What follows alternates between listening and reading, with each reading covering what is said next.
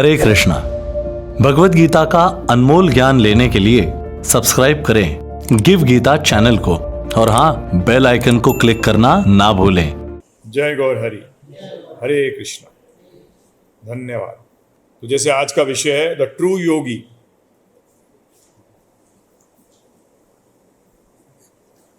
क्या है हिंदी में, क्या लिखा था? वास्तविक योगी। भगवान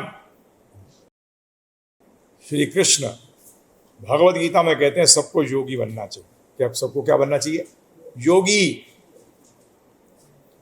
हाँ जी।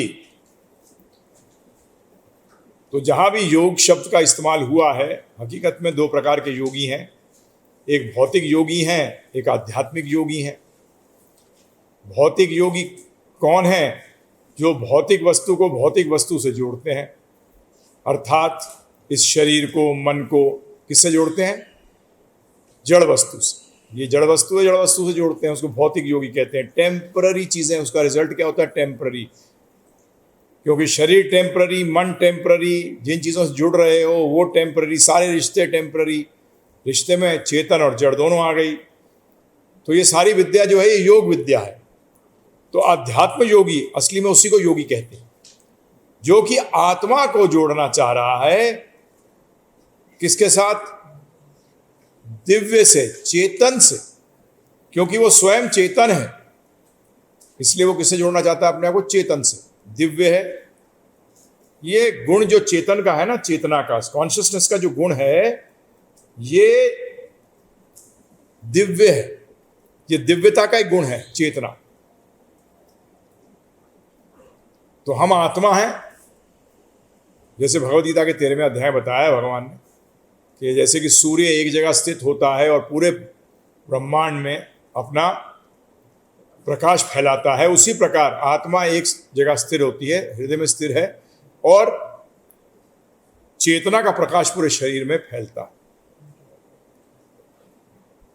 तो किससे योग करना है? हम अगर चेतन है, हम दिव्य हैं, तो हमें दिव्य के साथ योग करना है, और वो है भगवान श्री कृष्ण। तो ये सारा योग विद्या है। तो असली योगी कौन हुआ? तो आपको जब मैं ट्रू योगी कहा, वास्तविक योगी कहा, उसका मतलब अवास्तविक योगी भी होगा, एक एपरेंट योगी होगा। एपरेंट का मतलब दिखता है योगी है, परंतु योगी है नहीं। तो यहां हम इस अध्याय के अंदर योग के ऊपर चर्चा करेंगे। ये छठा अध्याय है, शुरू कर रहे हैं आज से। तो इस पे हम चर्चा करें कि भगवान एक ट्रू योगी के बारे में क्या कह रहे हैं, एक वास्तविक योगी के बारे में क्या कह रहे हैं, और अंत में किस योगी को श्रेष्ठ कहते हैं। कौन सा योग है जो कि श्रेष्ठ माना गया है। तो भगवान ने सब कुछ क्लियर किया है। तो कई बार लोग प्रश्न करते हैं कि भक्ति योग अगर श्रेष्ठ है तो फिर भगवान ने बाकी योग क्यों दिए? तो वो इसलिए दिए, जो कि कम बुद्धि के लोग होते हैं उनके लिए भी तो कुछ होना चाहिए। जैसे मैं ज़्यादातर उदाहरण में कहता हूँ, अगर आप में इतनी बुद्धि नहीं है कि आप आईआईटी में आ सकते हैं, तो एटलीस्ट इंजीनियरिंग कॉलेज और भी तो होने चाहिए जो छोटे लेवल पे हों, फिर आईटीआई ऐसे भी होने चाहिए, ठीक है ना। तो इसीलिए, और दूसरी चीज़ एक और है कि इससे क्या होगा कि कंपैरिजन करते हैं भगवान। एक दुकानदार आपको कोई श्रेष्ठ चीज़ बेचना चाहता है, उससे पहले आपको 2-3 चीज़ें दिखाता है और फिर बताता है, इन 2-3 के बारे में गुण बताता है, बताता है श्रेष्ठ कौन सा है, ये वाला श्रेष्ठ है। तो श्रेष्ठता सिद्ध करने के लिए भी आपको कंपैरिजन तो करना पड़ेगा। तो इसीलिए तो यहाँ फिर से हम ये को याद दिलाते हुए कि यहाँ हम वास्तविक योग की बात कर रहे हैं, अर्थात आत्मा के लिए जो भला है, किससे योग करना चाहिए। आत्मा का, शरीर और मन से कोई मतलब नहीं है। अगर आप आत्मा का योग करना सीख गए तो शरीर और मन तो आपके कंट्रोल में आ ही जाएगा, ठीक है, परंतु उसमें दोनों तरफ से एफर्ट लगाने पड़ते हैं। तो यहाँ पहला श्लोक ले रहे हैं इस अध्याय का, उसमें वैसे ही शुरू हुआ, श्री भगवान उवाच। ये श्लोक पढ़ने से पहले मैं पिछले अध्याय का आखिरी श्लोक पढ़ूंगा, 5वें अध्याय का 29वां श्लोक। क्या कहते हैं भगवान?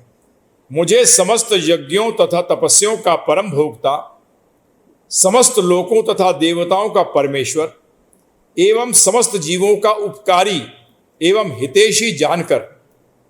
हितैषी मित्र जानकर मेरे भावना अमृत से पूर्ण पुरुष भौतिक दुखों से शांति लाभ करता है, अर्थात उसको शांति प्राप्त हो जाती है।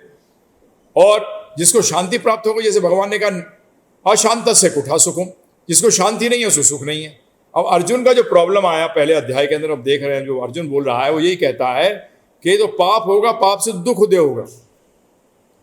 तो अर्जुन जैसी भगवान ने ये कहा तो अर्जुन ने कहा, भगवान ने यहाँ 3 बातें अगर मैं जान जाऊं तो मेरे को शांति मिल जाएगी, तो लड़ना क्यों, फिर मुझे लड़ना क्यों। अब भगवान शब्द के अंदर हम जानते हैं, भगवान शब्द का अर्थ है कि जो 6 ऐश्वर्यों को वान करें। धनवान जो धन को वान करता है, ज्ञानवान जो ज्ञान को वान करता है, इसी तरह से भगवान जो सारे ऐश्वर्यों को, भग का मतलब होता है ऐश्वर्यों को वान करने वाले। 6 ऐश्वर्य हैं, उनमें से एक ऐश्वर्य है कि वो सर्वज्ञ है। क्या है वो? सर्वज्ञ। सर्वज्ञ का अर्थ क्या है? उसका मतलब मन में आपके जो चल रहा है वो भी वो जानते हैं। ये सर्वज्ञ के अंदर एक पार्ट आता है कि वो जानते हैं कि आपके मन में भी क्या चल रहा है। तो भगवान भी चुप, अर्जुन भी चुप। भगवान सर्वज्ञ होने के कारण जान गए इस बात को कि ये सोच रहा है कि जब शांति मिल गई तो सुख मिल गया और मैं सुख की तलाश में हूं, तो लड़ना क्यों। तो भगवान ने इस बात को समझ लिया, ठीक है ना। उसके उत्तर के अंदर भगवान समझ गए कि प्रश्न नहीं कर रहा, इसको मैं ही उत्तर देता हूं।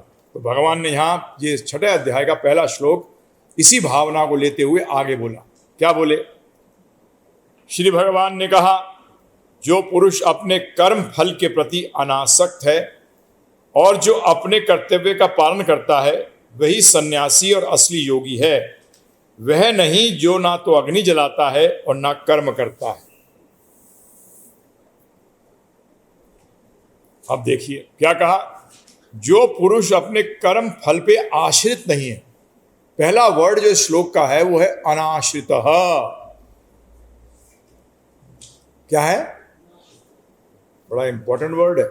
एक बात तो होता है कि जहां प्रभुपाद जी हमें, क्योंकि हम थोड़े से लेवल हमारा थोड़ा सा कम था, तो उन्होंने कह दिया अनासक्त, जिसको आसक्ति नहीं है।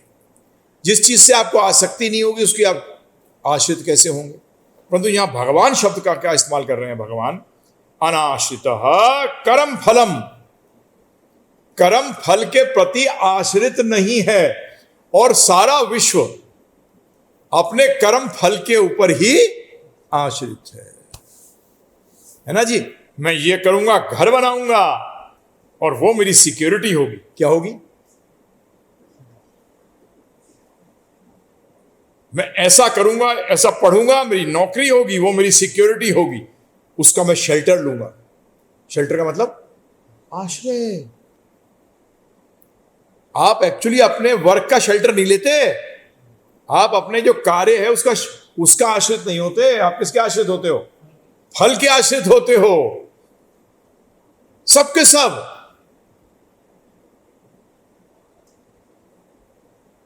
कुछ करते हो, फल मिलेगा, उससे आश्रय ले लेते हो। और आश्रित क्यों होते हो? क्योंकि आपको असली में क्या चाहिए? सुख। क्या चाहिए? अरे भाई, कागज की नाव में बैठेगा तो कितनी देर बचेगा? हैं? कागज की नाव में बैठेगा तो कितनी देर बचेगा? ये भौतिक आश्रित जो हो रहे हैं, ये कागज की नाव हैं सब। तो यहां बड़ा ही बहुत ही इंपॉर्टेंट है, अनाश्रित कर्म फलम। कर्म के फल के प्रति क्या हो जाओ? अनाश्रित। और किसके प्रति आश्रित हो जाओ?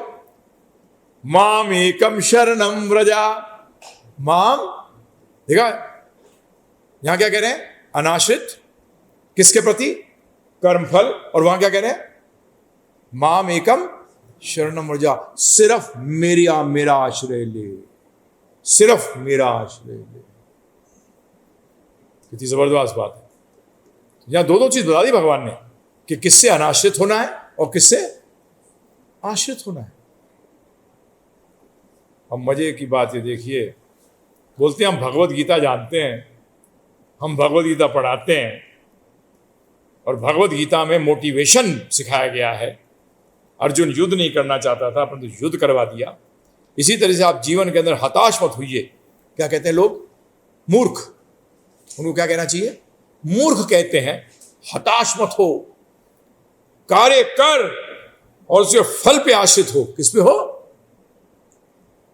तो फल प्राप्त करने के लिए तो फल के प्रति आसक्ति होनी पड़ेगी, नहीं होनी पड़ेगी? अगर फल के प्रति आसक्ति नहीं होगी तो फल प्राप्त कर लोगे? और क्यों प्राप्त करना चाहते हो? क्योंकि उस पर आश्रित होना चाहते हो। आश्रित क्यों होना चाहते हो? जिससे आपको क्या मिले? सुख। अगर आप यहां से इसी उठाएं 18वें अध्याय का 66वां श्लोक, हम जानते हैं कि सारे दुखों का कारण क्या है? पाप कर्म। क्या है? पाप कर्म है। भगवान क्या कह रहे हैं वहां? कहते हैं माम एकम शरणम व्रजा अहम त्वम सर्व पापे भ्यो। मैं तेरे सारे पाप हर लूंगा। उसका मतलब एक तरह से क्या हुआ? अहम सर्व पापे भ्यो की जगह दुखे भ्यो, मतलब सारे दुखों को दूर कर दूंगा। परंतु किसकी आश्रय लेना पड़ेगा? मेरा। That is what Krishna is saying in the Bhagavad Gita. ये भगवद गीता में भगवान श्री कृष्ण कह रहे हैं। परंतु आप लोग तो आश्रय किसका ले रहे हैं? और वो आश्रय आपको धोखा दे देते हैं। वो आश्रय आपको क्या देते हैं? जिम्नेजियम गए, हेल्थ बनाई, कोरोना वायरस लग गया। किसको लगा? शरीर को लगा। शरीर ने धोखा दे दिया। शरीर ने धोखा दे दिया।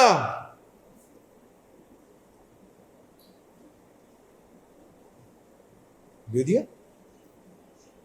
शादी करी, बच्चे पैदा किए कि आगे बुढ़ापे के अंदर मेरा सहारा बनेंगे। क्या हुआ है? किस पे आश्रय ले रहे हो? बचा सकता है मृत्यु से? बचा सकता है? कौन सा रिश्ता को बचा सकता है कि बार बार इस जन्म मृत्यु के चक्कर में ना फंसो? कौन सा रिश्ता? हाँ, ध्यान रखिएगा, अगर आप हिंदुइज्म समझना चाहते हैं, जो एक्चुअली सनातन धर्म है, जैव धर्म है, आजकल उसको हिंदुइज्म कहने लग गए हैं, तो जो प्रचलित शब्द है उसी का इस्तेमाल कर रहे हैं, नहीं तो आपको समझ ही नहीं आएगा कि जैव धर्म, सनातन धर्म क्या होता है। तो इसलिए हमने हिंदुइज्म शब्द का इस्तेमाल किया। उसका बेसिक फिलॉसफी है, ये स्टार्ट होता है इसी से कि बेसिकली तुम आत्मा हो और आत्मा नए नए शरीर धारण करती है। जब तक वो इस भौतिक जगत में है, इस भौतिक जगत से मुक्त नहीं होती, तब तक वो नए नए शरीर धारण करती है। और एक चीज ध्यान रखना, ये नए नए शरीर उसी तरीके से हैं जैसे एक व्यक्ति जो जेल में होता है और नए नए कपड़े लेता है। अभी लेके चलिए कि 4, 6, 8, 10 जेल हैं। उस जेल में जब आप एक दूसरे जेल में आते हो तो वहां कपड़े बदल जाते हैं। क्या बदल जाते हैं? कपड़े बदल जाते हैं। एक जगह स्ट्राइप्ड है तो एक जगह चेक्ड है। परंतु बेटा है तो तू जेल में, बंधन में है, तू बंधन में है। इसलिए तो यहां क्या भगवान कह रहे हैं कि तू आश्रय किसका ले रहा है? किसका आश्रय ले रहा है? भगवान ने क्लियर कर दिया भगवत गीता के अंदर, तू इन मोटिवेशनल गुरु का आश्रय ले रहा है? तू इस मटेरियल नॉलेज का आश्रय ले रहा है? नहीं, इनको मीन्स बना। क्या बना? जरिया, तरीका। किसका आश्रय लेने के लिए? भगवान श्री कृष्ण का आश्रय लेने के लिए उसके एक जरिया बना। उसको मीन्स को क्या कहते हैं हिंदी में? माध्यम। हाँ, माध्यम बना, माध्यम। परंतु आपने तो उसको आश्रय बना लिया। माध्यम को क्या बना लिया आपने? आश्रय बना लिया। आपको तो ये भी नहीं पता और कहते हो नोबेल प्राइज मिला है जी इनको, ये अरबापति है, खरबापति है, बड़े सक्सेसफुल आदमी हैं। कहां सब चला जाएगा जिस पे आश्रित हुए थे? कुछ नहीं रहेगा, कुछ नहीं। ऐसी चीज पे आश्रय लेते हो जो जीरो हो जाएगी। हैं जी?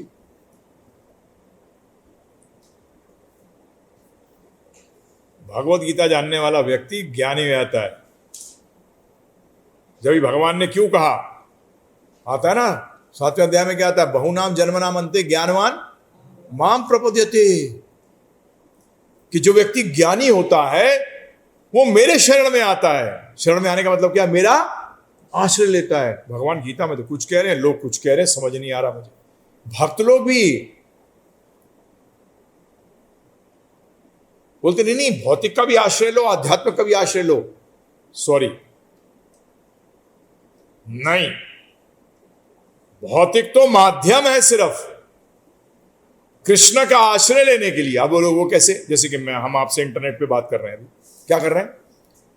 इंटरनेट पे हम आश्रित नहीं हैं, हम इंटरनेट को माध्यम इस्तेमाल कर रहे हैं, जो भगवान की हम सेवा में लगे हैं,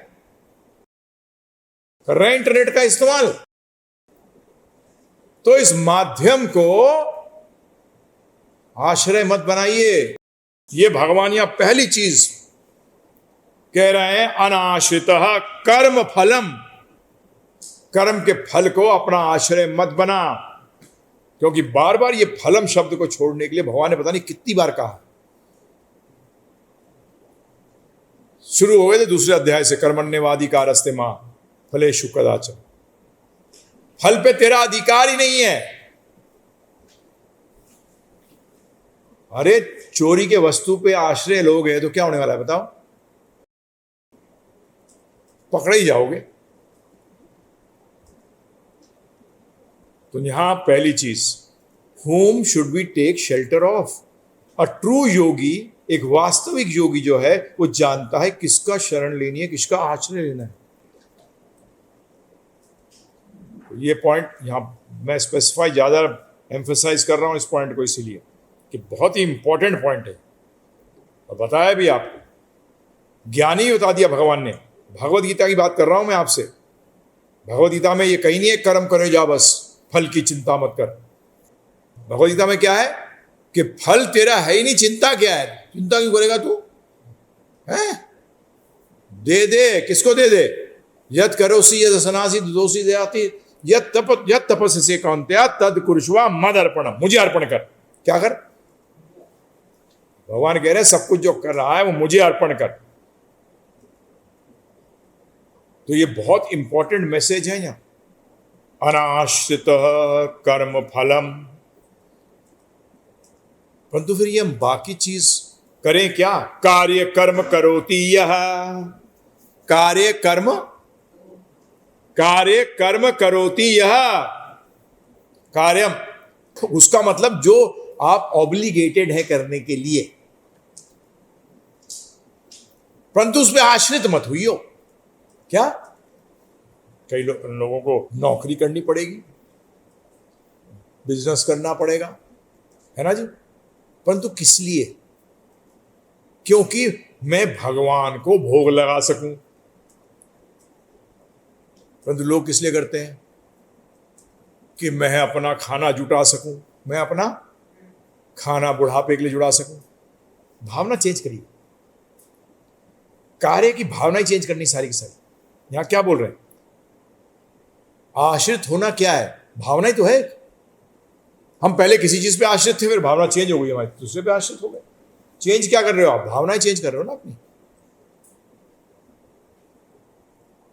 हम जब आश्रम ऐसे सोच रहे हैं कि आश्रम डालेंगे जहां भगवान की भक्ति सिखाएंगे,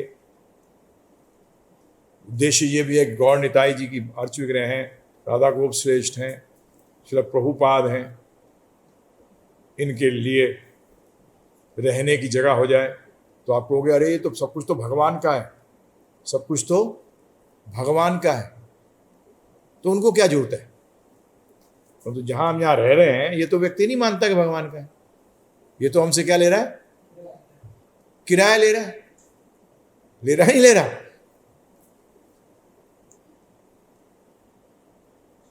तो भगवान हमें ना भौतिक जगत में कैसे हेल्प करते हैं कि हम उनकी सेवा कर सकें, क्योंकि सेवा करे बगैर, आश्रित हुए बगैर हम शुद्ध नहीं हो सकते। क्योंकि फिर से उस 18-66 पे जाइए, कौन से पे? माम एकम अहम तो हम सर्व पापे भयो। जब तक तू मेरी शरण में नहीं आएगा मैं तेरे को कैसे तेरे पापों से मुक्त करूंगा भाई? डॉक्टर भी नहीं कह देता देख जो मैं कह रहा हूं वही ले दवाई। पता लगा 4 लोगों की, डॉक्टरों की दवाई ले रहे हैं, दवाई खा के मर गए। नहीं होगा। और किसका आश्रय लेना है? आश्रय क्या होता है? भगवान का आश्रय लेने का मतलब क्या होता है? मुझे बहुत लोग मिलते हैं, हाँ जी हम तो भगवान का, ये सब कुछ भगवान। बोलने से काम नहीं चलेगा, है? मुंह में राम बगल में छुरी, मुंह में तो राम राम और अंदर से रावण रावण, क्या है जी? ये नहीं चलेगा। तो आपको ड्यूटी, अब उस ड्यूटी को क्या कह रहे हैं यहां? कार्य कर्म करोति यह, जो अपने कर्तव्य का पालन करता है। अपने कर्तव्य करो, कर्तव्य समझ के। क्या समझ के? आप कर्तव्य समझ के नहीं कि आप भोग की इच्छा से करते हो। आप जो कार्य करते हो, जैसे अर्जुन ने भी क्या किया शुरू के अंदर, भोग था उसका। आप कहोगे ऐसे कैसे बोल दिया आपने, भोग था उसका? हाँ, और क्या? उसने क्या कहा कि अगर दुनिया, मुझे पूरे स्वर्ग का भी सुख प्राप्त हो जाए तो भी मैं इनको मारूंगा नहीं। तो उसका मतलब उसमें क्या था? अंडरलाइनिंग मीनिंग कि वो छोड़ना या जीतना क्यों चाहता था युद्ध को? अपने सुख के लिए। जब उसने सोचा छोड़ने से सुख मिलेगा मुझे, सेल्फिश पर्सन। क्या था वो? सेल्फिश।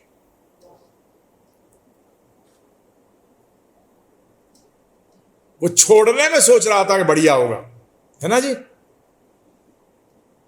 नहीं होता जीवन में भी, अगर कोई नुकसान का सौदा हो तो क्या करते हो? उसको छोड़ देते हो और खुश हो जाते हो आप। अच्छा,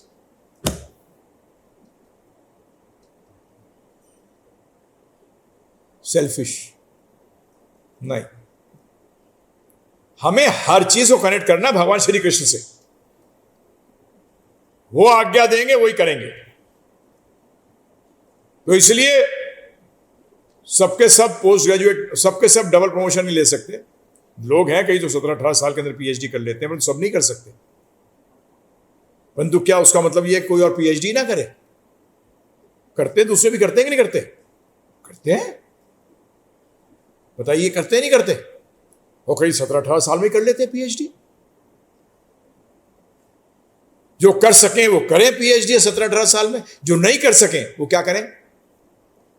उनके लिए कर्तव्य, कर्तव्य का वर्ण आश्रम धर्म। क्या मतलब? वर्ण। परंतु उसमें भी ध्यान रखिएगा, कर्तव्य, कर्तव्य का मतलब समझिए। हम कर्तव्य का मतलब यह है, भागवत के अंदर स्पष्ट रूप में आया है कि कर्तव्य भी किस लिए? हरितोषणम के लिए। किसके लिए? हरि की संतुष्टि के लिए, कृष्ण की संतुष्टि के लिए, हरि की संतुष्टि के लिए कर्म है। वो कर्तव्य भी हरि की संतुष्टि के लिए। परंतु आप हरि की संतुष्टि के लिए क्या कर रहे हैं? आप तो अपने लिए कर रहे हैं। हाँ, मैंने बच्चे को पढ़ा लिखा दिया, मैंने अपना कर्तव्य कर दिया। नहीं, बोगस। क्या हरि को संतुष्ट किया उस कर्तव्य से? नहीं, शुद्ध अपने आप को संतुष्ट किया आपने। अच्छा किसको लगा? किसको लगा? अपने आप को अच्छा लगा। भगवान का सोचा, भगवान को कब अच्छा लगेगा? जब तुम इस चक्कर से निकलकर भगवत धाम अपने घर वापस आओगे। हाँ, जब अच्छा लगेगा भगवान को। बच्चा जेल में पड़ा है और जेल के सारे काम अच्छे कर रहा है, परंतु बाहर नहीं आना चाहता। पिताजी को अच्छा लगेगा? बताओ, पिताजी को अच्छा कब लगेगा? कि जेल से बाहर आ। परंतु जेल से बाहर आने के लिए जो नियम बताए गए हैं वो तो पालन करने पड़ेंगे, परंतु उसका उत्साह क्या होना चाहिए? जेल से, ये समझ लिए, जेल के अंदर रहने के दो पार्ट हैं। एक में तो आपके जेल के नियम है और एक नियम है जो कि आपको जेल से बाहर निकालेंगे। दोनों फॉलो करने पड़ेंगे, नहीं करने पड़ेंगे? परंतु आश्रय किस नियमों का लोग आप? जो जेल से बाहर निकालेंगे। जेल में मैं नियम इसलिए पालन कर रहा हूं कि मैं जेल से बाहर निकल सकूं। इसी तरीके से कर्तव्य का मतलब यह है कि मैं कर्तव्य का पालन इसलिए कर रहा हूं कि मैं हरि की संतुष्टि कर सकूं, कृष्ण का आश्रय ले सकूं, कि मैं जीवन के अंदर शुरू से अपने आप को ऐसा ढालूं। ये माता पिता का काम है। जब इनको गुरु कहा गया है। गुरु वो नहीं होता जो नाड़ा बांधना सिखाता है। गुरु वो होता है जो आपको अंधकार से रोशनी की तरफ लेके जाए। ये भौतिक जगत को अंधकार की दुनिया बताया गया, दुखाल्य बताया गया, दुखों से सुख की ओर ले जाने का रास्ता बताया। दुखों में फंसाने के लिए नहीं, सॉरी, गुरु का काम नहीं है। आज बहुत सारे ऐसे गुरु आ गए हैं जो शुक्राचार्य के चेले हैं, शुक्राचार्य जी के चेले हैं, असुर असुर हैं वो। जैसे प्रहलाद महाराज को भी, जो शुक्राचार्य जी के जो पुत्र थे, वो क्या सिखा रहे थे प्रहलाद महाराज को? किसका आश्रय लेने के लिए? विष्णु का आश्रय या उनके पिता का आश्रय लेने के लिए? पिता, और पिता क्या थे? असुर थे। वो सिखा रहे थे, वो मोटिवेशनल गुरु थे। क्या थे वो? आज के जो गुरु होते हैं, भौतिक चीज प्राप्त कर ब्रह्मांड का राजा बन, है जी, भगवान बनने के चक्कर में रहते हैं, वो विद्या सिखाई जा रही थी। और प्रहलाद महाराज ने क्या किया? उस विद्या को लात मार दी। परंतु क्या बाद में राज्य नहीं किया? बाद में राज्य किया है उन्होंने, सिर्फ हरि की संतुष्टि के लिए। भगवान ने उनको यह तक ऑफर किया था, नरसिंह देव जी ने, कि मांग, क्या मांगता मांग ले। बोले अरे, मैं कोई बिजनेसमैन नहीं हूं, मैं व्यापारी नहीं हूं, मैं भक्त हूं, मुझे कुछ नहीं चाहिए आपसे। अगर मैंने आपसे कुछ मांग लिया तो ये तो व्यापार हो जाएगा कि मैंने आपकी सेवा इसलिए करी थी कि मुझे कुछ रिटर्न में चाहिए। बुद्धिमान थे ये, ज्ञानी लोग हैं, इनसे सीखो। महाजना ये ना गथा सा पंथा, जैसे महाजन जैसे सोचते हैं, जो करते हैं। ये महाजनों की स्टोरी क्यों है हमारे सामने? इसीलिए अगर प्रहलाद महाराज इतना कह देता नहीं मुझे कुछ नहीं चाहिए, नहीं, प्रहलाद महाराज सिर्फ ये नहीं कहा, प्रहलाद महाराज ने हमारे सामने समक्ष रखा उस बात को कि अरे, अगर मैं आपसे ले लूंगा कुछ तो व्यापार हो जाएगा। क्या हो जाएगा? लेना देना। हमें समझाया कि हमें भी ऐसा व्यापार नहीं करना।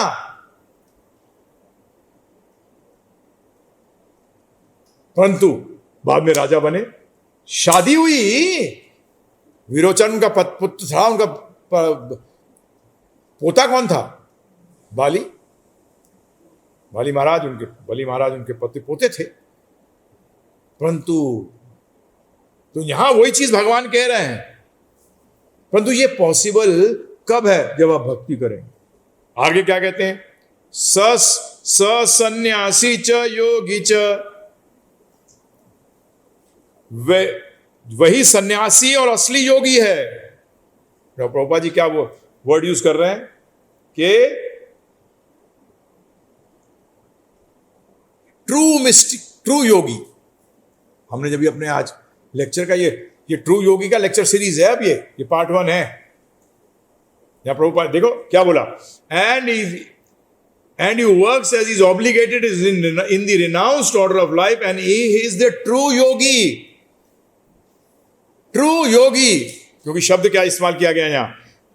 सन्यासी च योगी च। आप कहोगे दो पथ बताए गए हैं भगवद गीता, अगर आप देखेंगे ध्यानपूर्वक तो इसमें दो पथ आते हैं। एक सन्यास का पथ जिसको हम ज्ञान मार्ग कहते हैं, और एक योग का पथ। और अगर आप भगवद गीता पढ़ेंगे पूरे में तो प्रभुपाद जी ने जैसे 6 अध्याय के अंत में कहते हैं, योगी नाम अभी सर्वेशाम गतेन्द्र आत्मना, जो मेरे शरण प्राण है, जो मेरा भक्त है, सबसे श्रेष्ठ है। 12वें अध्याय में क्लियर क्वेश्चन किया अर्जुन ने। क्या किया? कि जो निराकार की उपासना करता है या जो साकार की उपासना करता है, किसको श्रेष्ठ बताया गया? साकार वाले को श्रेष्ठ बताया, और भक्त का गुणगान किया पूरा 12वें अध्याय के अंदर। क्या किया? फिर अंत में, बीच में भी और अंत में भी क्या कह दिया? मेरा भक्त बन जा। क्या बन जा? मेरा भक्त बन। तो यहां क्या बताया? ट्रू योगी, ट्रू योगी। लोग योगियों को ज्यादातर मिस्टिक समझते हैं। क्या समझते हैं? इसलिए प्रभुपाद ने मिस्टिक शब्द का इस्तेमाल किया, क्योंकि आगे चल के हम देखेंगे यहां अष्टांग योग की भी चर्चा आती है। तो इसलिए प्रभुपाद जी ने शुरू से उसको तो बिल्डअप करने के लिए उस योग को क्या कह दिया? मिस्टिक। क्या कह दिया? मिस्टिक। कि मिस्टिक का मतलब क्या होता है? यहां इंग्लिश में जो वर्ड यूज किया मिस्टिक का, जिसके पास मिस्टिक पावर्स हैं। क्या है? मिस्टीरियस पावर्स, जिन पावर्स को आप समझ नहीं सकते, उनको सिद्धियां कहा जाता है। वो मटेरियल है, ध्यान रखिएगा। अष्ट सिद्धि, 8 सिद्धियां हैं।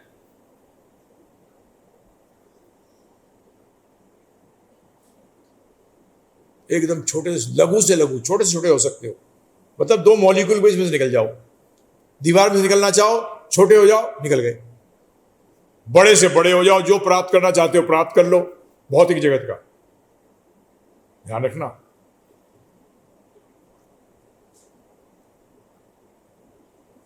तो ऐसी 8 सिद्धियां हैं। वो योगी जन फंस जाते हैं इस चक्कर में, उसके चक्कर में। तो असली योग क्या है?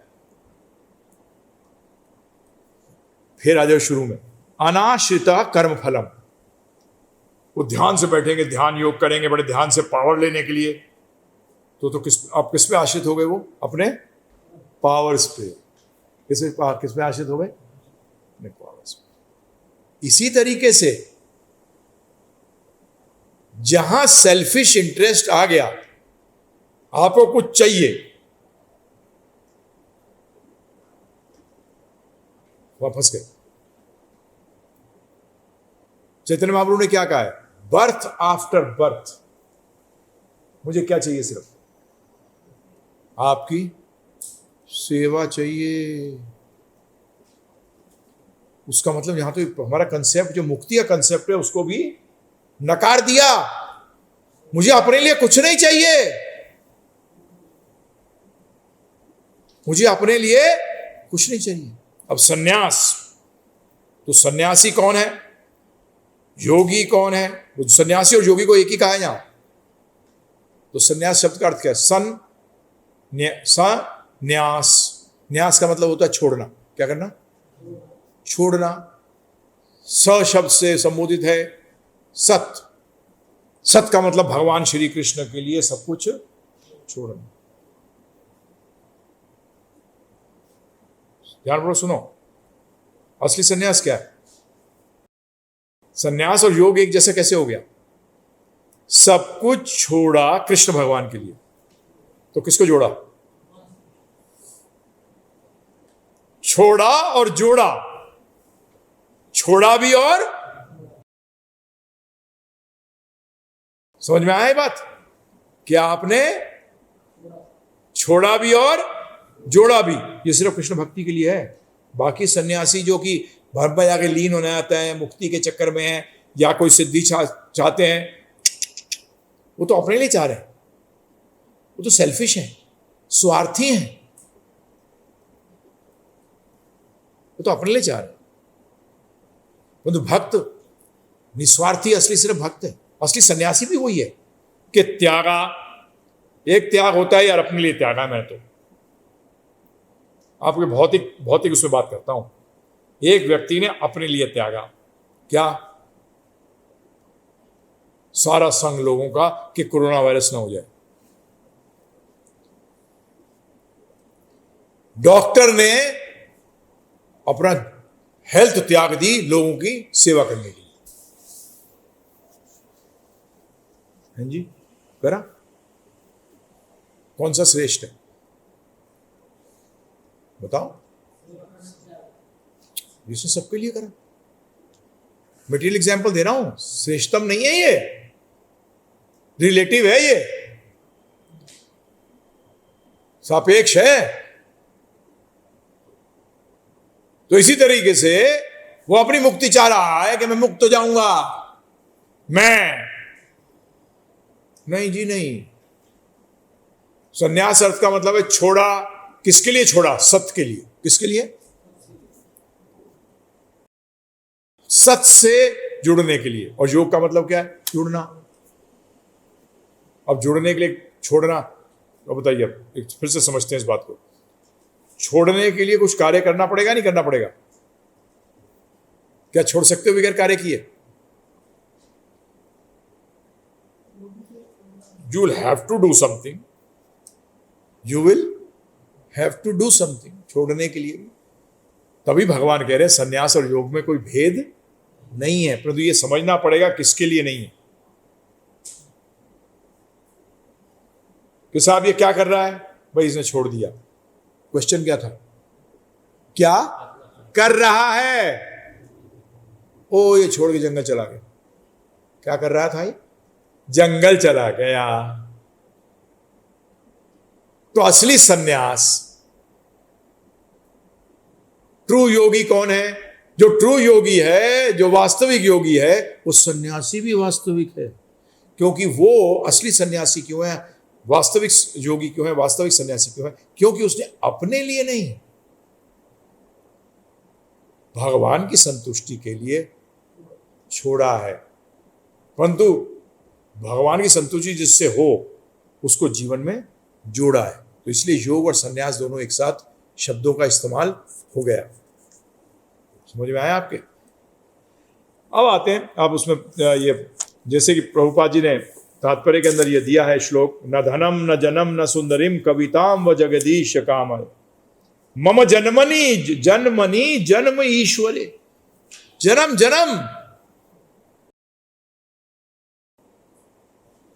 What do I Dzire? क्या कहते हैं, मैं तो जन्म जन्मांतर आपकी प्रेमा भक्ति की हेतु की कृपा का ही अभिलाषी हूं।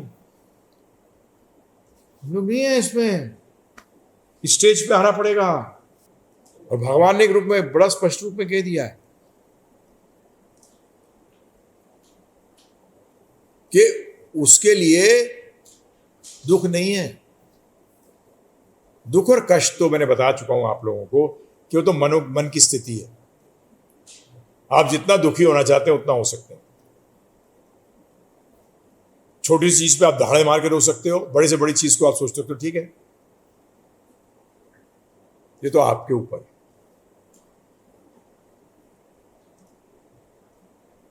तो इसलिए भक्ति जो जानते हैं कि अगर भगवान की आनंदमय के साथ, भगवान के साथ जुड़ गए तो आनंद ही आनंद मिलेगा जी।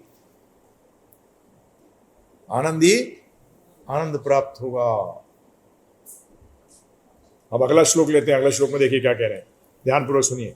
हे पांडु पुत्र, जिसे सन्यास कहते हैं उसे ही तुम योग अर्थात परम परम पर ब्रह्म से युक्त होना जानो, क्योंकि इंद्र तृप्ति के लिए इच्छा को त्यागे बिना कोई भी योगी नहीं हो सकता।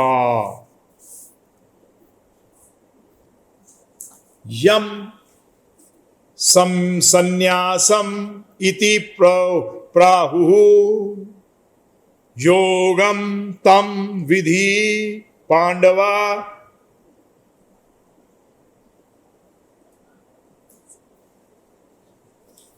क्या बताया? You should know both the same. संन्यास और योग क्या है? सेम है। अभी आपको समझा ही रहा था। तो क्या कह रहे हैं, ध्यानपूर्वक सुनिए। हे पांडु पुत्र। अब यह प्रश्न उठता है कि पांडु पुत्र क्यों कहा? क्या कहा? पांडु पुत्र क्यों कहा ना?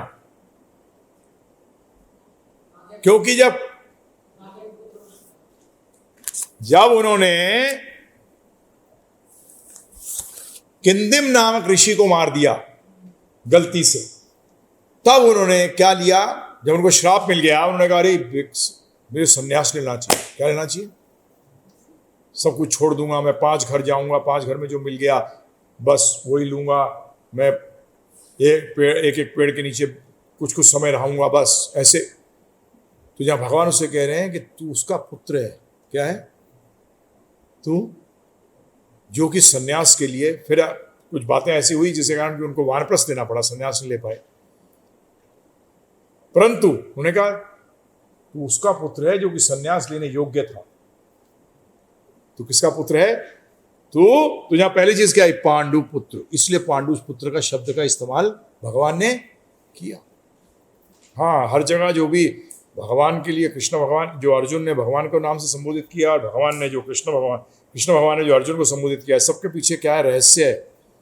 इसके पीछे रहस्य है। एक डिवोटी ने किताब भी लिखी,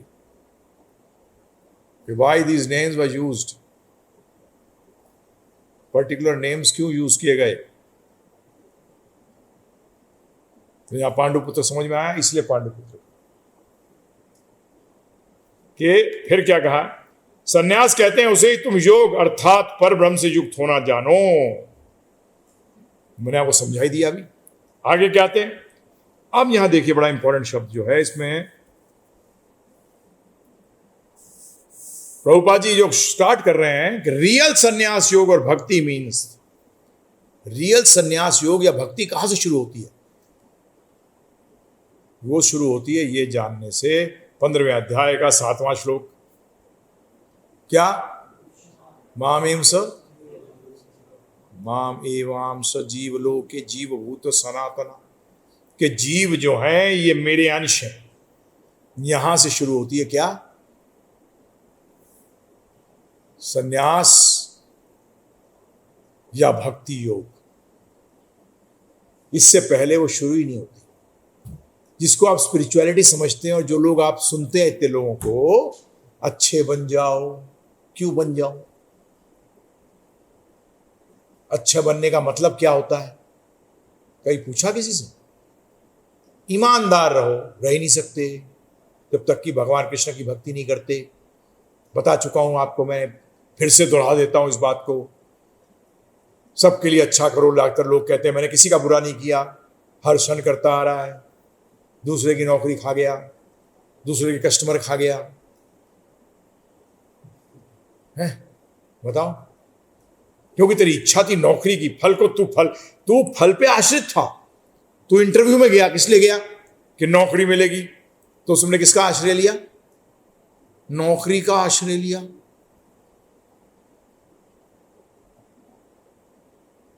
किसका आश्रय लिया? नौकरी का। किसके लिए? मेरे को सुख मिलेगा। खत्म, फंस गए। तो बोलोगे क्या करूं मैं? नौकरी के लिए जा रहा हूं,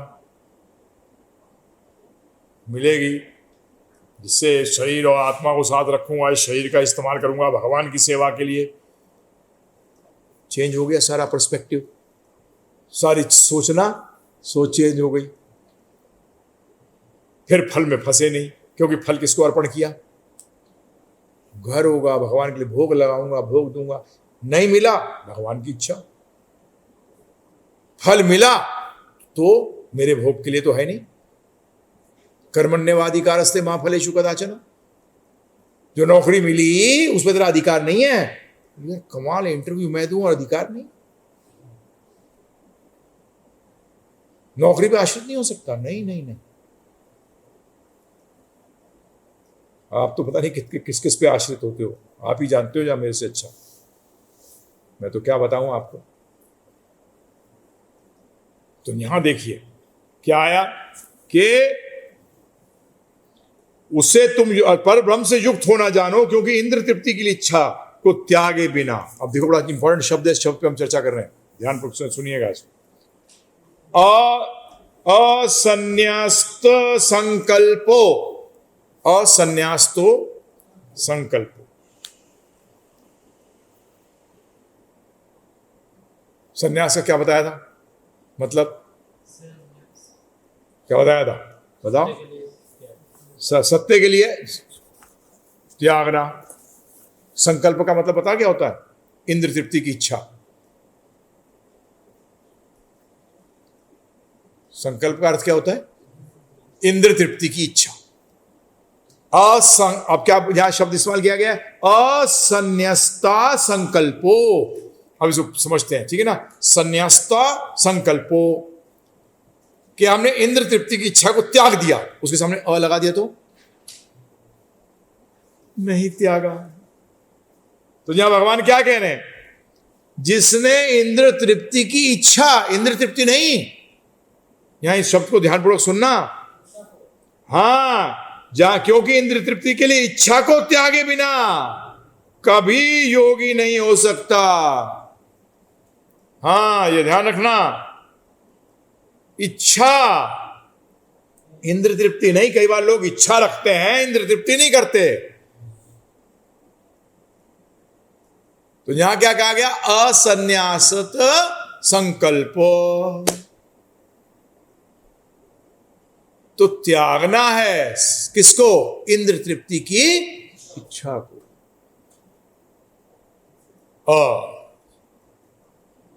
तो प्रभुपाद जी लिखते हैं कि जो ये करता है वो ही टॉप मोस्ट योगी है, वही टॉप मोस्ट योगी है। अब प्रभुपाद जी किसी और कहते हैं, संन्यास शुरू होता है जब क्या है, असन्यास्त संकल्पों से। संन्यास ले नहीं सकते जब तक इच्छा ही नहीं खत्म होगी, परंतु भक्ति योग जो है उससे पहले शुरू होता है। भक्ति योग किससे शुरू होता है? पहले से, क्योंकि भक्ति योग आपको सिखाता है शुद्धिकरण। क्या सिखाता है? शुद्धि कराता है, शुद्धि। तो यहां क्लियर रखना एकदम। कई बार लोग कहते हैं इंद्रिय तृप्ति नहीं करता, नहीं, इच्छा है।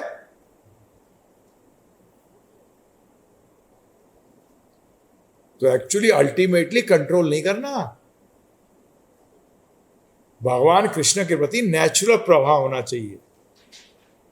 परंतु भक्ति के अंदर साधना आती है पहले। क्या आती है? तो साधना का मतलब क्या है? कंट्रोल। क्या है? क्योंकि पिछले जन्म के कर्म इतने बुरे हैं, अप्रारब्ध कूट में परिवर्तित हो गया है। किसमें परिवर्तित हो गया है? कूट और बीज में। कूट में हुआ पहले, कूट के कारण बीज बन रहा है। कूट से क्या हुआ? कर्म जब कूट की स्थिति पर आ जाता है तो आप क्या करते हो? वो पाप करने की इच्छा, कोई भी भोग करने की अपने लिए इच्छा हो उसको पाप कहते हैं। ये ध्यान रखना।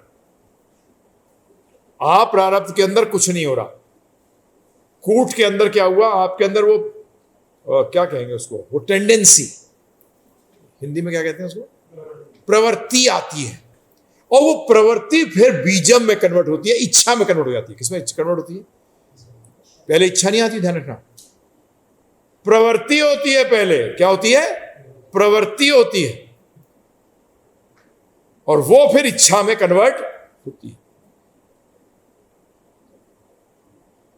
और फिर वो हो जाती है खत्म। प्रवृत्ति मतलब tendency, प्रोसिलिविटी, the tendency comes and then that becomes into desire। तो इसमें वैष्णव आचार्यगण बताते हैं कि बचने का पहला बेसिक, शुरू के अंदर बचने का, इच्छा को पूरी मत करना कभी भी।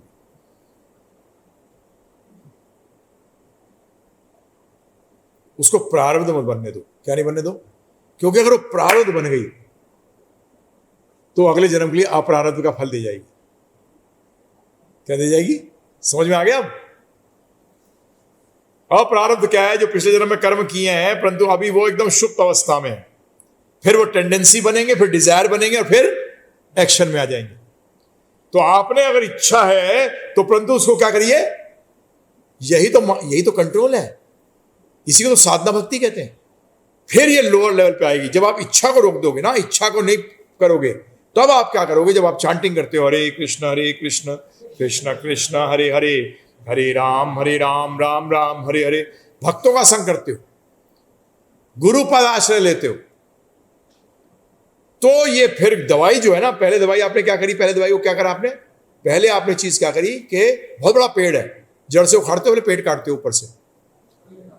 पहले ऊपर से काटते हो क्योंकि पूरे पेड़ को उखाड़ना मुश्किल है, तो इसलिए पहले इच्छा को काट दिया आपने। क्या कर दिया?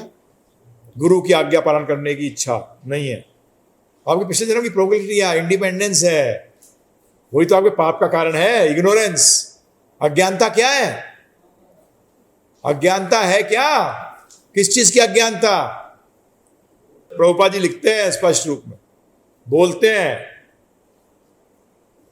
सारे बीज आपका यह है कि आप अपने आप को भगवान कृष्ण का दास मानते ही नहीं हो। अरे जिसने भगवान कृष्ण का दास अपने को मान लिया,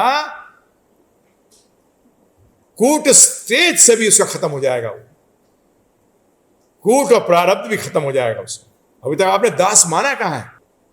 तो जब भगवान बात कर रहे हैं यहां, ये बता रहे हैं कि इच्छा, यहां इच्छा है इसलिए मैंने बात करी आपसे, इच्छा कैसे उदित होती है? एक व्यक्ति के अंदर एक टेंडेंसी क्यों है? क्यों एक टेंडेंसी? कभी सोचा, कभी विचार किया? गुस्सा क्यों आया? आप लोग जो जाते होते हाउ टू कंट्रोल एंगर, 1 2 3 4 5 6 7 8 9 10 करो। अरे कंट्रोल हो, सुपरफिशियल। उसको जड़ से कहां निकाला आपने? क्योंकि आपको पता ही नहीं कि जड़ है कहां।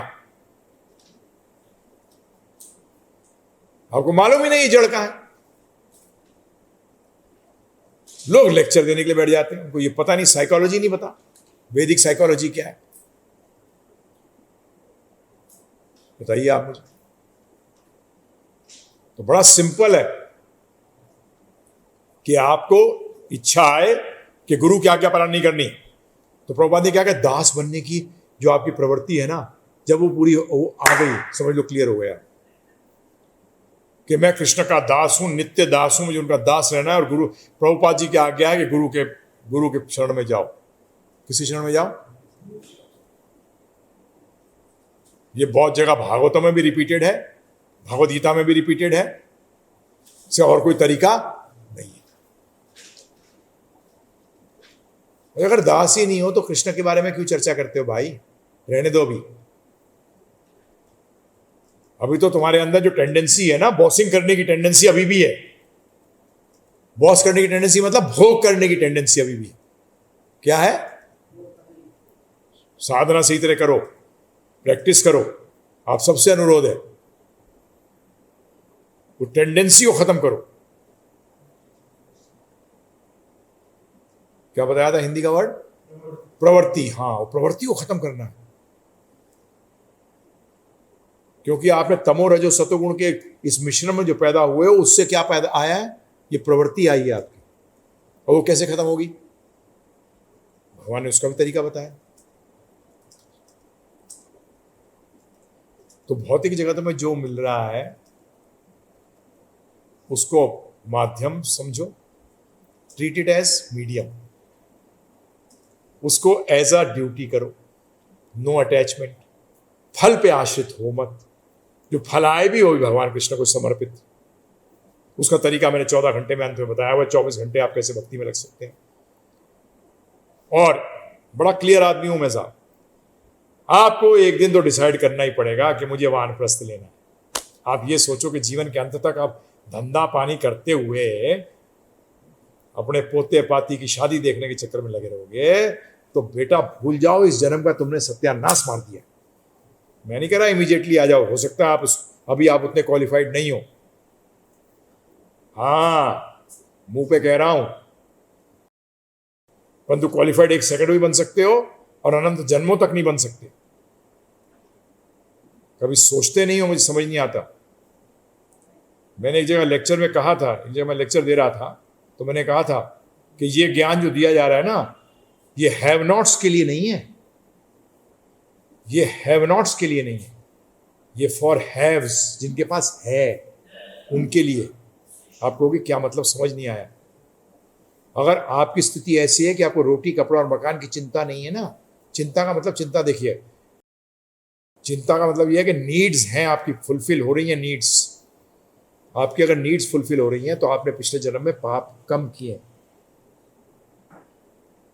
तो आप भक्ति के क्षेत्र में जल्दी उन्नति कर सकते हैं। जिसको कि खाने के भी लाले पड़े हों, उसका मतलब उसने पिछले जीवन में इतने पाप किए हैं, इतने पाप किए हैं कि वो रोटी जमाएगा कि भक्ति करेगा? नहीं कर सकता। कर सकते हैं, मना नहीं कर रहा, परंतु 99.9% नहीं कर पाएंगे। जैसे हमारे गुरु महाराज श्रील प्रभुपाद जी 75-76 के अंदर क्रॉस मैदान मुंबई में लेक्चर दे रहे थे, तो एक ने आखिरी में प्रश्न किया हाथ उठा कर कि आप भिखारियों के बारे में, गरीबों के बारे में क्या करेंगे? तो हमारे गुरु महाराज ने कहा, मैं सारे भिखारियों को मुंबई के अपने मंदिर में बुलाता हूं, परंतु आ जाओ, मैं खिलाने वाला नहीं हूं, भगवान खिलाने वाले हैं, परंतु हम जैसा जीवन जीते हैं उनको वैसा जीना पड़ेगा। हम किसी किस्म का नशा नहीं करते, कोई चाय कॉफी नहीं पीते, कोई मीट मच्छी अंडा नहीं, प्याज लहसुन नहीं, सुबह 3:30 बजे उठते हैं, दिन भर भगवान की सेवा करते हैं। प्रभु जी, ये ओपन अनाउंसमेंट था, 30,000 लोग सुन रहे थे, एक नहीं आया, एक नहीं आया।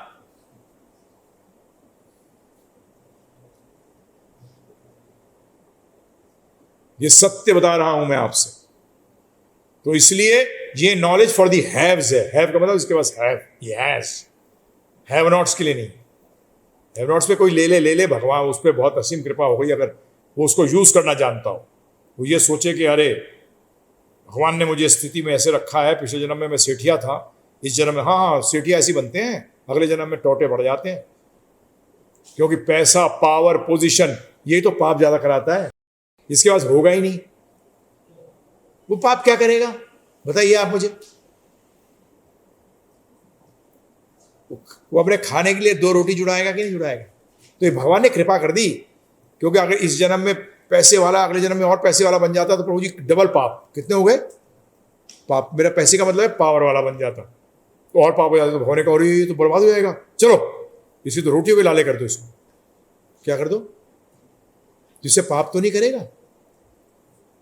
दूसरा का शोषण तो नहीं करेगा, वो अपने कर्मों से हो रहा है सब, उसके अपने कर्म फल बन रहे हैं। तो इसलिए अगर आपके पास आज आपके पास इंटरनेट है, आप सुन रहे हो,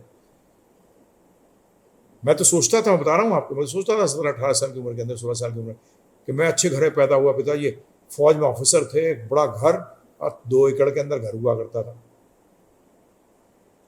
नौकर चाकर सब। मैं देखता था ये क्या है, ये मेरे को क्यों है, ये ड्राइवर क्यों है, ये मेरे बैटमैन होता है जो ऑफिसर के पर्सनल सर्वेंट होता है, फैमिली का सर्वेंट नहीं होता वो फादर का यूनिफॉर्म रखेगा तैयार करके सब कुछ। मैंने कहा यार मैं उस पोजीशन में, दूसरे सर्वेंट्स हैं उनका मैं एंजॉय कर रहा हूँ, मैं क्यों ऐसा क्यों है? कल मैं अगर मेरे को लेबर का काम करना पड़ जाए, ये चक्कर क्या है, ये लेबर क्यों है? भगवान ने किया। अरे मैंने कहा पागल है, भगवान तो कृपालु है, वो कैसे करेंगे, वो क्यों करेंगे?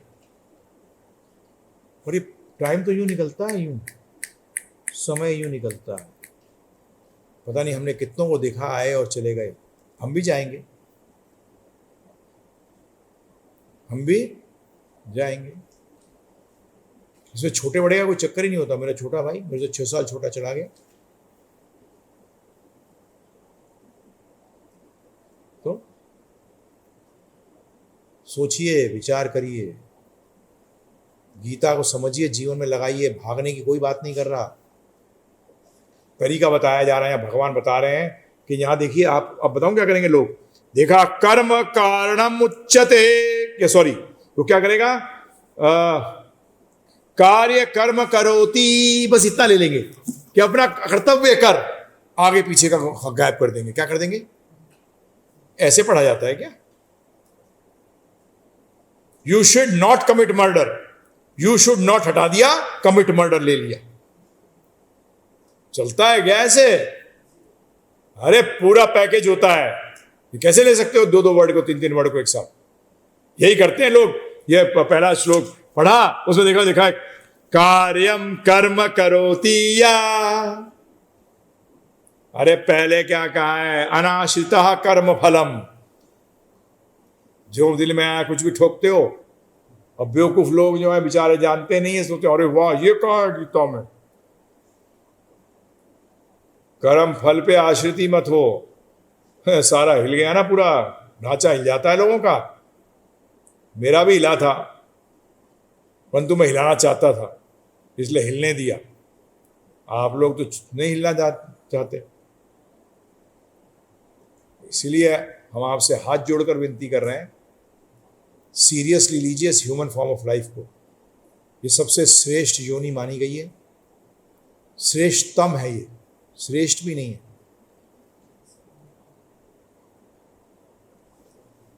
तो इसलिए आपसे नम्र निवेदन है, आध्यात्म में आगे बढ़िए। और उसके लिए बता दें फिर भी स्पष्ट रूप में, आध्यात्म शुरू होता है गुरु पदाश्रय से। और शिक्षकम, उसका अगला शब्द इस्तेमाल जो किया है, बड़ा क्लियरली इस्तेमाल किया है रूप गोस्वामी जी ने।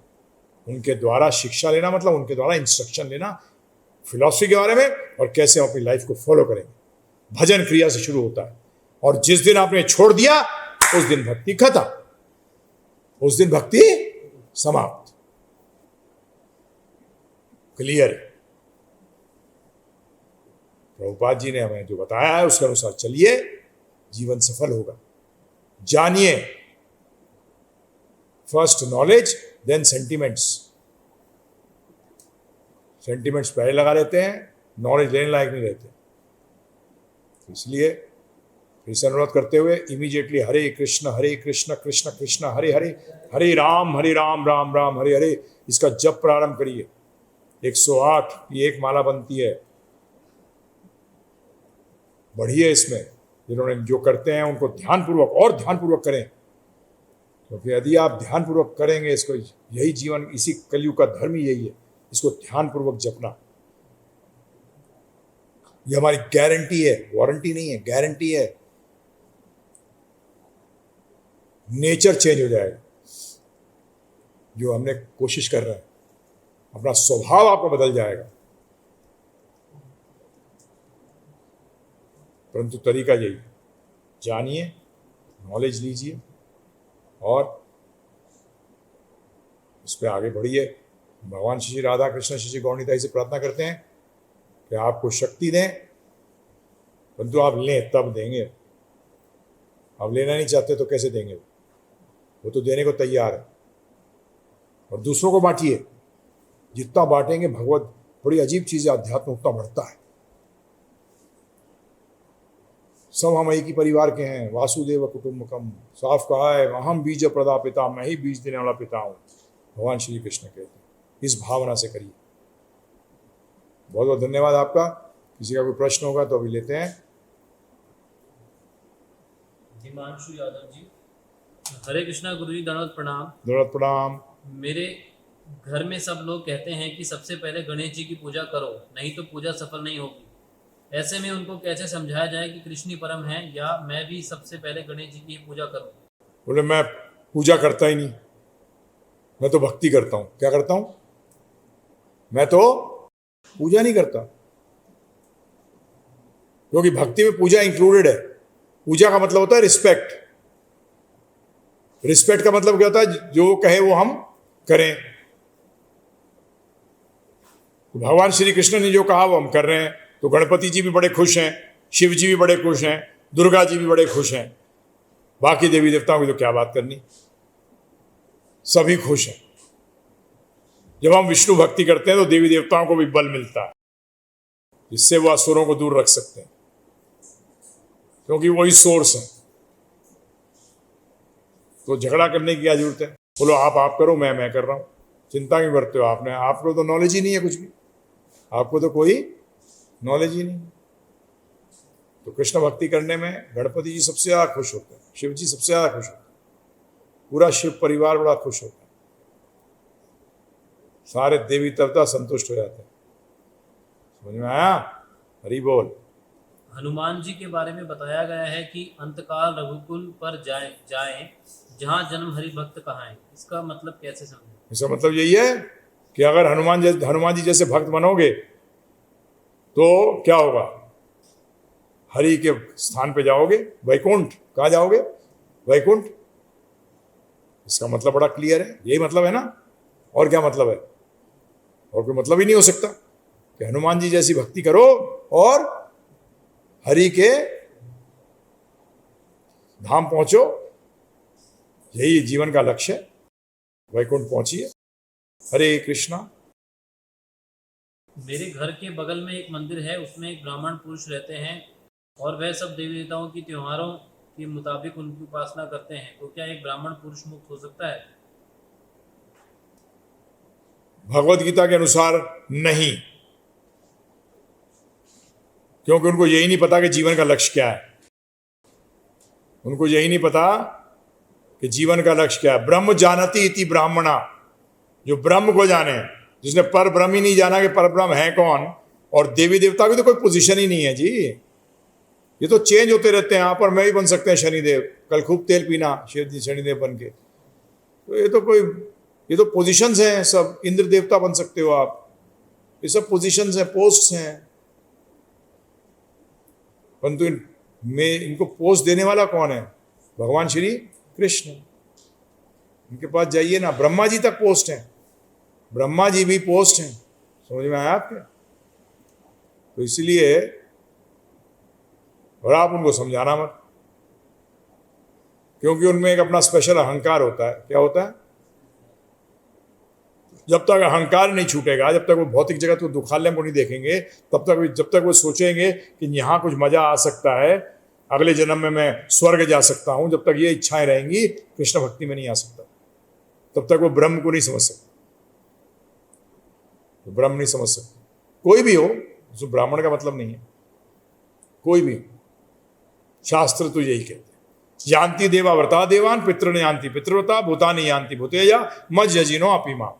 देवों की पूजा करोगे देवलोक जाओगे, और देव सारे लोग जो हैं वो ब्रह्म लोक तक, भगवान ने गीता बता दिया है कि ब्रह्म लोक तक सब जो है नाशवान। हरे कृष्ण। भगवान के भजन या गीत सुनना कहाँ तक उचित है? भगवान के गीत या भजन सिर्फ भक्त के मुख से सुनने से उचित है, पद्म पुराण में स्पष्ट रूप में आया है। मैंने इसका उत्तर दे दिया है मेरे ख्याल से। मैं बताया है कि पद्म पुराण में आया है कि जैसे दूध को सर्प छू दे तो दूध जहरीला हो जाता है, उसी तरह से भगवान नाम या भगवान की कथा ये भी किसी अवैष्णव, मतलब जो भक्त नहीं है, उसके मुख से नहीं सुनना चाहिए। हरे कृष्ण। अमर्श गौतम जी का प्रश्न है, हरे कृष्णा प्रभु जी, दंडवत प्रणाम। You said in a lecture that one who tries to copy God will become a dog. So should we not also try to inculcate the good characters and ideal set by God and society? Sorry, don't follow God. Do what God says. That is why there are two words in Sanskrit: anukaran, anusaran. Anukaran, no, you can't do what God does, not at all. Anusaran means to follow the instructions of the Lord, because we are nowhere, not anywhere near God. We are finite, He is infinite. There is no match at all. No match at all. So, follow the Bhagavad Gita, follow Bhagavatam, follow the devotees. Hare Krishna. Hare Krishna Prabhu ji, are there any rules for photograph worship also? Rules are there. You should take care of the photograph as the Lord is sitting there, because it has been stated that He appears in 6 forms. One of them is the photograph, painting. So you should take care of the temple. Yes, they should be worshipped as a deity. Only you don't bathe them. That also you can do if you want to. But that is on a higher level. Higher level means when you get Dikshit. There also it can be done. Okay, Hare Krishna. Prabhuji, if everyone becomes engaged as a monk, then who will fight with Pakistan? Who will cure patients, etc.? And to attain such jobs, don't we need material attachment? These are all, क्या कहते हैं उसको? This will never happen. So don't worry. When this happens, then I'll give you a reply. When this takes place, then you ask me. When everyone becomes a monk, first of all, you don't know the meaning of monk, because there is no word like monk in our Shastra. Arjun was very much there, and Pakistan, no one in this universe is our enemy. We are against acts, not people. And what do you think? You'll save people? That is a big, what I can say is an illusion. You can change people. You can change the way people. You change yourself, people change. There have been many people from different faiths who joined Prabhupada. They didn't join Prabhupada to become Hindus. Sorry. Because you can be tomorrow born as a Muslim also, and a Christian also. And you can be born in Pakistan also. Remember this. So what will happen then? Where is it stated that you will not be born in Pakistan? Or you will not be born in China? But yes, army will be there, people of that nature will be there. But in army also you got people who are cheaters, who send our secrets to others. They are there. So what do you think? All army people are good? Come on. My father was in the army. They are not. Rapes are not committed by army people. Forget it. I don't want to speak more. There are wrong people everywhere, good people everywhere. So don't judge and broaden your vision, make it spiritual vision. And when this what you are saying happens, then you come to me, I'll give you the way out. Okay? Hare Krishna. Don't imagine a film story which never takes place. Thank you. Prabhuji, when is a devotee qualified for deity worship?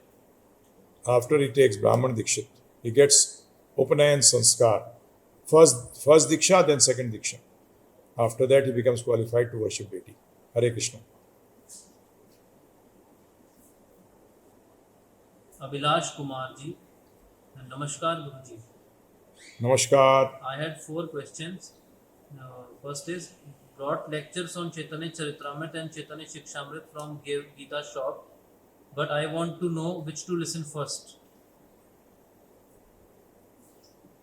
Any Shikshamrita, start with Chaitanya Shikshamrit, then go to Chaitanya Charitamrita. As you told that there are 4 sampradaya, then what is the main difference in Ramanujacharya, Madhvacharya, Nimbarkacharya and Vishnu Swami sampradaya? Don't get this is a big topic for discussion, so you don't have to go into it.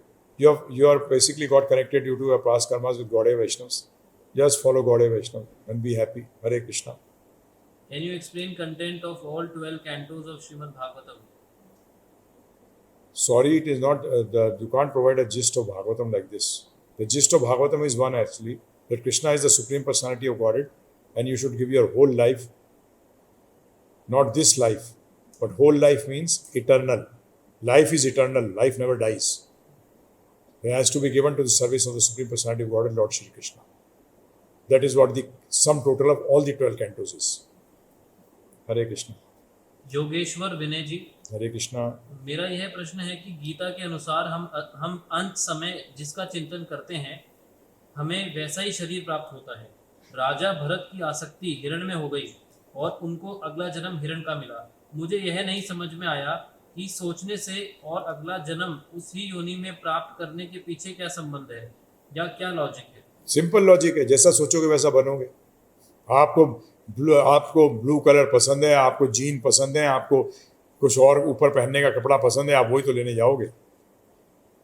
तो सोचने का मतलब यही है, वो पसंद है, आसक्त हो उससे, तो इसलिए वो प्रकार का शरीर मिलता है। परंतु भरत महाराज को वो शरीर प्राप्त हो, उसका मतलब ये एक चीज़ और है, समझ लीजिए। इस स्टोरी से एक चीज़ और समझिए, इस हिस्ट्री से एक चीज़ समझिए कि आपको बड़ा कॉशियस होना पड़ेगा। परंतु भरत महाराज ने इतनी भक्ति करी थी, इसलिए उनको अगले जन्म में हिरण का शरीर मिलने के बाद भी वो बेसिकली हिरणों के साथ घूमते नहीं थे, वो तो भक्तों के आश्रम के पास ही रहते थे, और इसलिए अगला जन्म उनको जड़ भरत का मिला। पूरा देखो, पूरा फुल।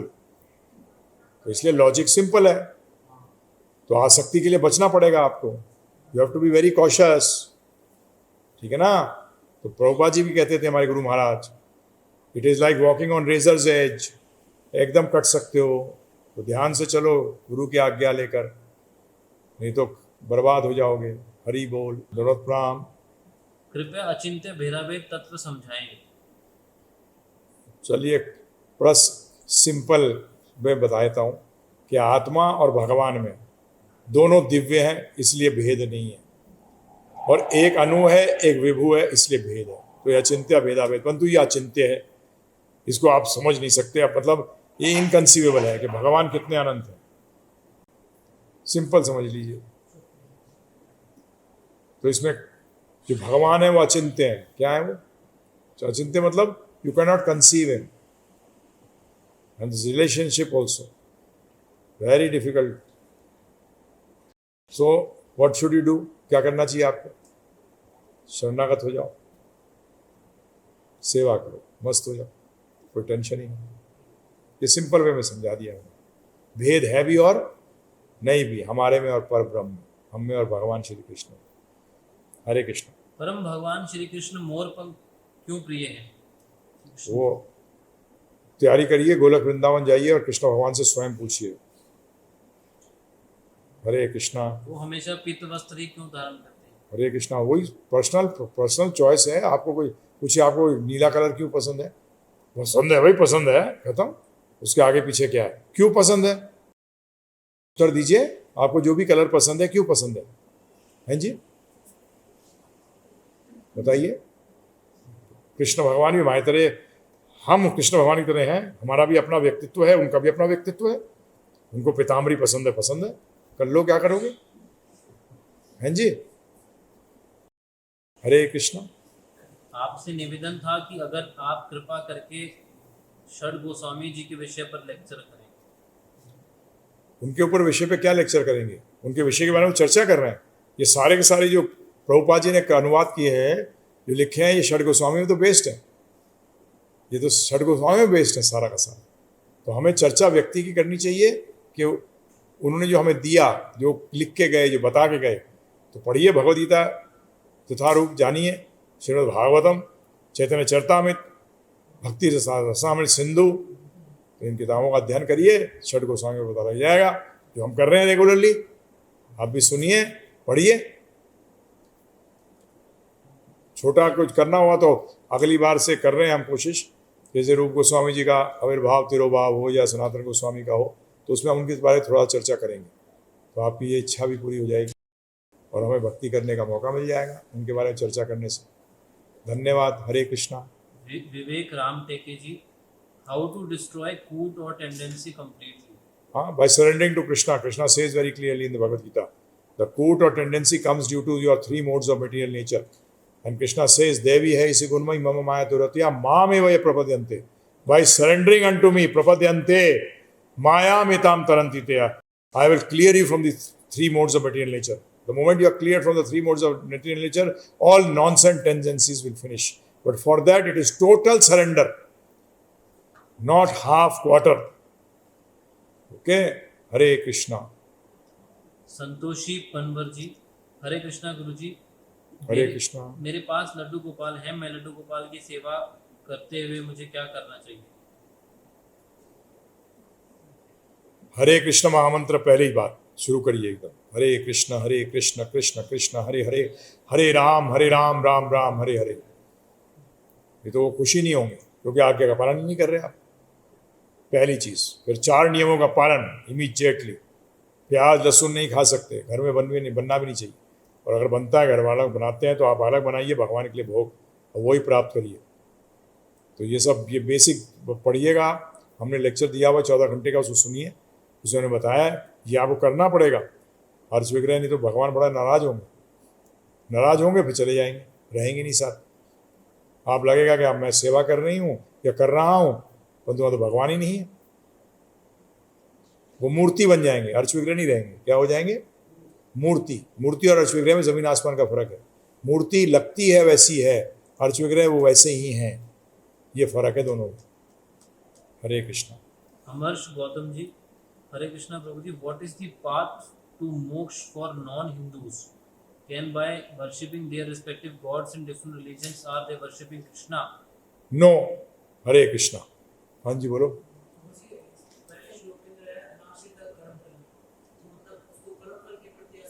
आसक्त नहीं होना सिर्फ, वो तो आसक्त आश्रित कहा गया है। क्या कहा गया है? आश्रय नहीं लेना कर्म फल का। लेना चाहिए, पड़ेगा नहीं, जबरदस्ती नहीं है कहीं भी। ले ले फल का आश्रय, रोता रहेगा जीवन भर, कृष्ण का आश्रय रहेगा, चक्कर से निकल जाएगा,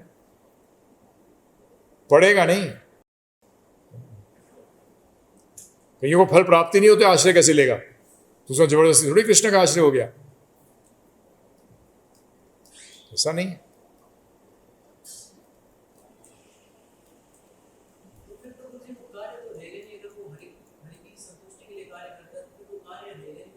तो अकर्म है वो, और क्या? अकर्म तो करना चाहिए, ये तो भगवान बता रहे हैं। इन सब श्लोकों से क्या पता लग रहा है कि आपको आश्रय, हम भक्ति में क्या लेते हैं, किसका आश्रय लेते हैं? भगवान श्री कृष्ण का। एक भक्त के लिए भगवान ने स्वयं कहा कि मेरा आश्रय लो, माम एकम शरणम व्रजा, मेरे शरण में आ जा, मेरा आश्रय ले। भगवान कह रहे हैं इसलिए हम उनका आश्रय ले रहे हैं। भगवान कहते हैं नहीं, मेरा आश्रय मत लियो, तो नहीं लेते। तो आश्रय का मतलब क्या है? आश्रय का मतलब कंप्लीट सरेंडर किसको कहा जाता है? जिसको सरेंडर हुए उसकी हर एक बात मानना। हम तो भगवान से अपनी बात मान देते हैं, ये मैं तो भगवान की शरणा करता हूँ, देखो खूब पैसे आ रहे हैं, अब मांग तू रहा है, वो थोड़ी दे रहे हैं। कृष्ण भगवान आपको भक्ति देंगे, आपको अपने आश्रय देंगे। अरे उनका आश्रय प्राप्त हो जाए तो देखा नहीं पांडवों का कहाँ से कहाँ पहुंच गए 1 मिनट के अंदर। नहीं, छोटी सेना, छोटी मोटी, इतने बड़े महारथी भी नहीं थे, फिर भी क्या हुआ है, सब धूल चाट गए। ये आश्रय लिया ना, कृष्ण भगवान ने कुछ किया पूरे युद्ध में? कुछ नहीं किया है, सिर्फ गाइड किया। क्या किया? बस। तो हमें क्या चाहिए भगवान से? गाइडेंस। आप बोलो क्या करना। तो पहली चीज कह रहे हैं अर्जुन से, मेरे लिए लड़, कि अगर मैं आज्ञा दे रहा हूं इसलिए लड़, इसलिए आप भी नहीं सोच सकते मैं लड़ूंगा। आपको कहां आज्ञा मिली?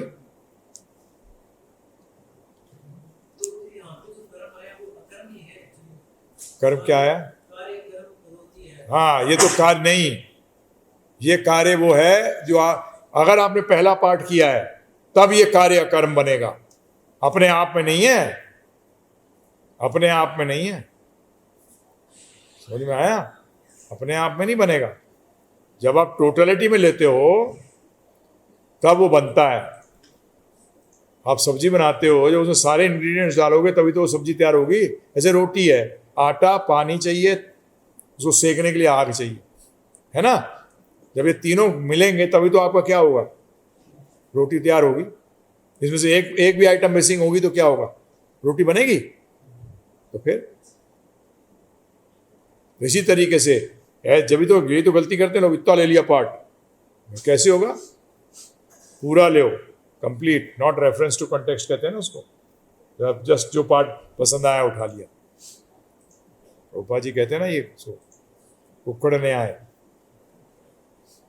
ये लॉजिक्स में आता है।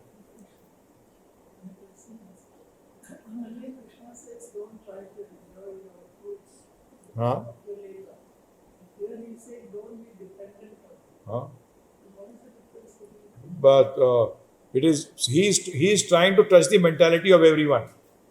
Someone was want to enjoy it, someone wants to take the shelter of it, but the basic fact is this, shelter comes more important, because when first पहले आप आश्रय लोगे फिर उस चीज को भोगोगे।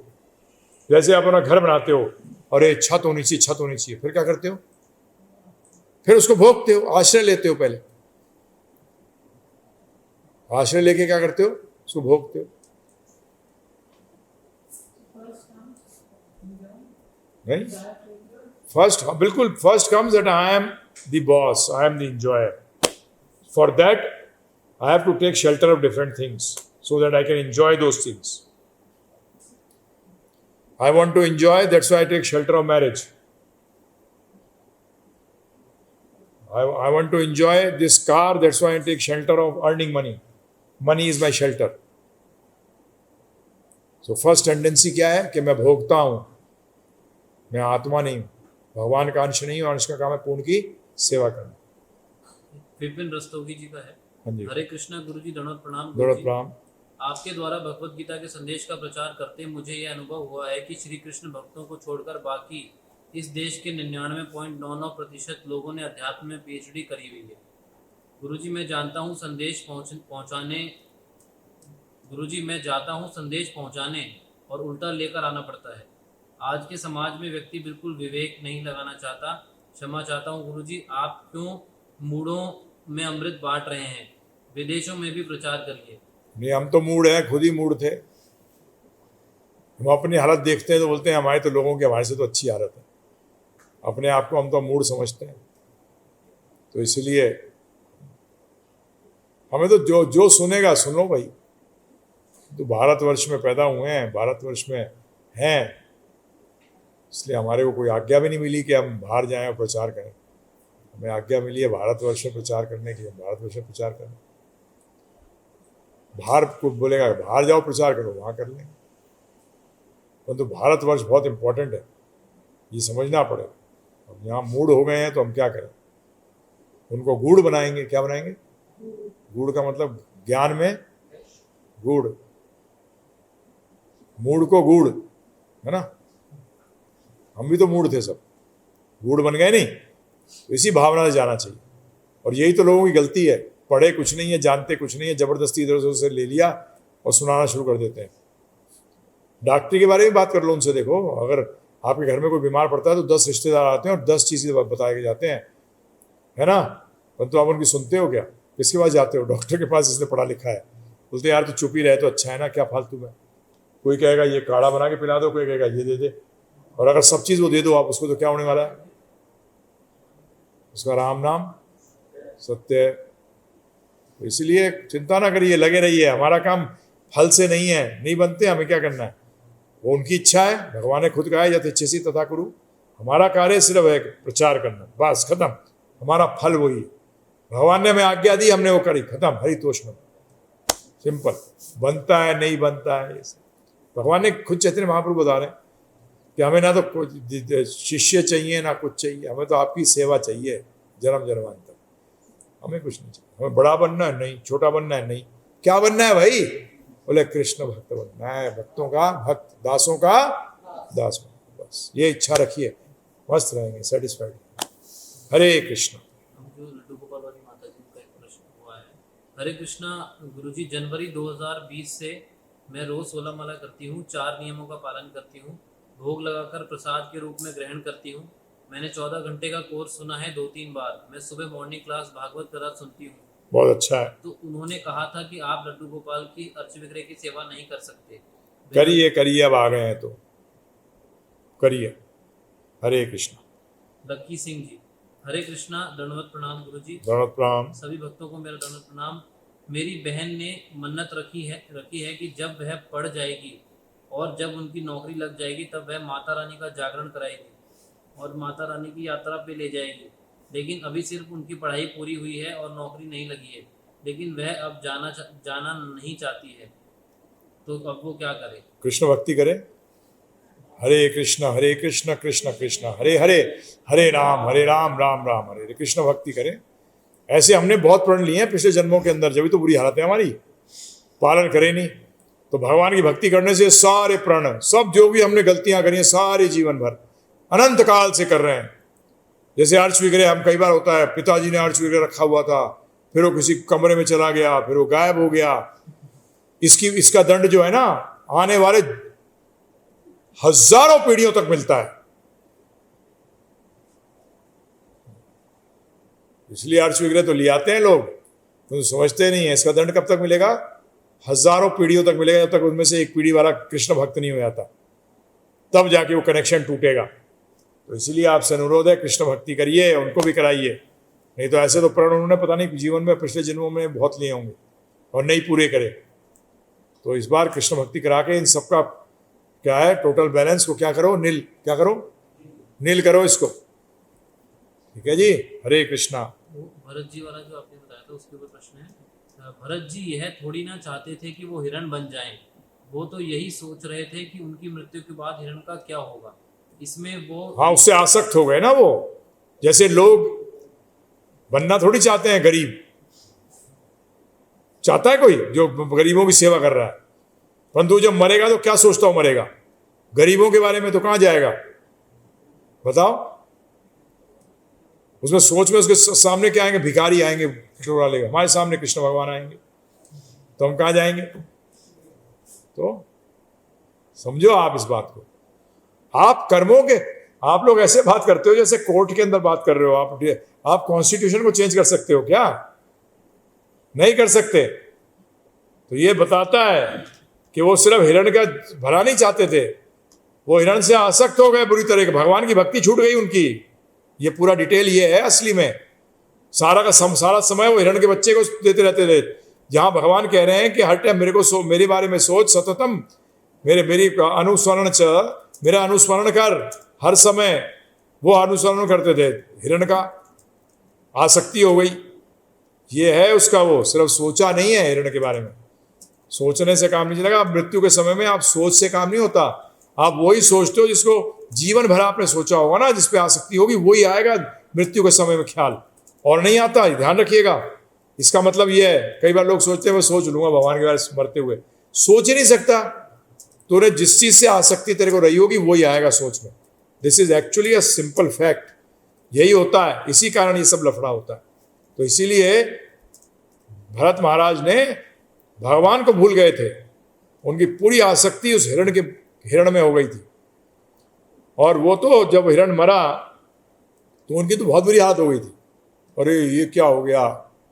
वो तो उसी के बारे में पागल से हो गए, जैसे कि भक्त के लिए भगवान अगर दिख के और गायब हो जाएं, जैसे गोपियों की हालत होती थी वैसी हो गई उनकी। वहाँ वो गोपी बन गए और हिरण जो था वो कृष्ण भगवान बने हुए थे, ऐसी हालत हो गई, उल्टा हो गया काम। तो इसीलिए ये ध्यान रखिएगा, जब भी भगवान कह रहे हैं तस्मात् सर्वेषु कालेषु माम अनुस्मरण, मेरा स्मरण कर हर समय युद्ध है। अच्छा, फिर अपना जो ड्यूटी बताइए ना, यहाँ क्या कार्यम कर्म करोति, फिर कर ये कार्य, ये ध्यान रखिएगा, प्रॉब्लम यही हो जाती है। धन्यवाद। हरे कृष्णा। इसमें चैतन्य चरितामृत के अंदर ऐसे लिखा हुआ है कि गुरु की कृपा प्राप्त हो जाने के बाद उसे गुरु के उपदेशों को दोहराते रहना चाहिए, उसे श्रवण कीर्तन करते हैं। जिसने गुरु से ठीक से नहीं सुना अथवा जिसने विधानों का ठीक से पालन नहीं किया, वह कीर्तन करने के योग्य नहीं होता। जो गुरु के उपदेशों को ध्यानपूर्वक नहीं सुनता, वह कीर्तन करने या भक्ति संप्रदाय का प्रचार करने के लिए उपयुक्त नहीं है।